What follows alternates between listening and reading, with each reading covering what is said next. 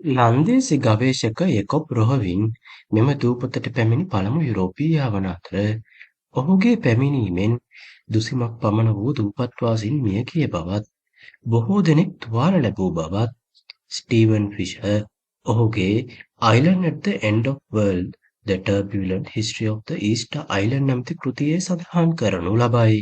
යකොබ් රොහවින්ට පසුව මෙම දූපත ගවේෂණය කළ ස්පාඤ්ඤ ජාතිකයන් මෙම හිටි පිළිම දැක මවිතයට පත් වූ බව මෙම කෘතියේ දැක්වේ. මෙම ස්පාඤ්ඤ ජාතිකයන් කපිතාන් ෆිලිප් ගොන්සාලස්ගේ අනදීම යටතේ සැන් ලොරෙන්සෝ සහ සැන්ටා රොසලියා යන නෞකාවලින් පැමිණි බව Aphrodite's island the European discovery of Tahiti කෘතියේ දැක්වේ. එමෙන්ම මෙම කෘතිය තුළ කපිතාන් ජේම්ස් කුක් මෙම මෝයි පිළිම දූපත්තේ හිටපු ජනප්‍රධානීන්ගේ බවත් ඔවුන්ගේ නම් සහ නිලයන් දැනගත් බවත් සඳහන් වේ. බ්‍රිතාන්‍ය ගවේෂක කපිතාන් ජේම්ස් කුක් පාස්කු දූපතට පැමිණියේ වර්ෂ 1774 දීය. ඔහු සමහර ප්‍රතිමා පෙරලා දමා තිබූ බව වාර්තා කර ඇත.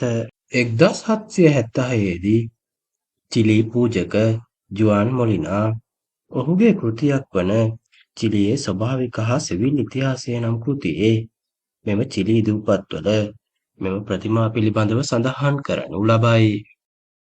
1786 අප්‍රේල් 10 වන දින ප්‍රංශ අද්මිරාල් ලපියහූස් පාස්කු දූපතට ගොඩබස්න ලද අතර ඔහු විසින් දූපතේ සාමාන්‍ය සිතියමක් නිර්මාණය කරන ලදී. 1862 දෙසැම්බර් මාසයේදී පේරුහි වහල් වෙළඳුන් පාස්කු දූපතට පහර දුන් අතර මාස ගණනාවක් පුරා පැවති ප්‍රචණ්ඩ ක්‍රියාවලින් පසුව දූපත්වාසීන්ගෙන් අඩක් පමණ වහලුන් ලෙස අල්ලා ගන්නා ලදී. මෙම වහලුන් අතර දූපතේ රජු සහ මීළඟට රජකම හිමි කුමරු මෙන්ම වර්තමානයේ පවා කියවිය නොහැකි රොංගෝ අක්ෂර ලිවීමට හා කියවීමට හැකි අයද විය. පේරු තුළ මෙන්ම ලෝකයෙන් ඇති වූ විරෝධතා නිසා 1863 දී සරත් ඍතුවේදී මෙම වහලුන් නිදහස් කරන ලදී.